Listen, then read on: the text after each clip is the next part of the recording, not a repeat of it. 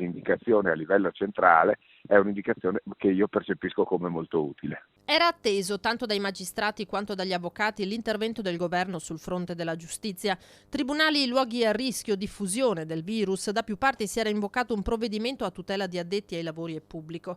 Il rinvio fino al 31 maggio delle udienze meno urgenti viene salutato con favore da chi lavora a Palazzo di Giustizia, come conferma il procuratore capo di Treviso, Michele Dalla Costa. Finalmente c'è stata un'indicazione, diciamo, dal centro, perché in questa situazione, che è sicuramente condita da un affastellamento di notizie più o meno verificate, più o meno verificabili, avere delle indicazioni precise e uniformi sul territorio nazionale o comunque sul territori che sono gravati da questa emergenza era quello che tutti ci aspettavamo, perché si fa presto a dire deleghiamo i capi degli uffici a provvedere, ma provvedere in che senso nel momento in cui non è consentito, e mi sembra in maniera sacrosanta, la chiusura totale dell'attività giudiziaria.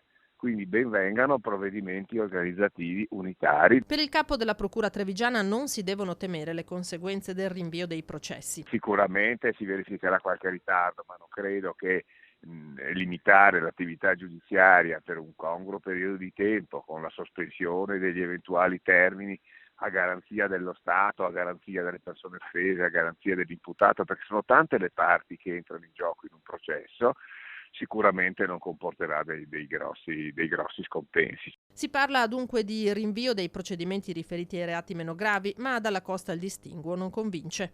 Io sono sempre stato molto contrario a fare delle graduatorie, perché dietro un reato c'è sempre una vittima, c'è sempre un qualcuno che paga la commissione del reato.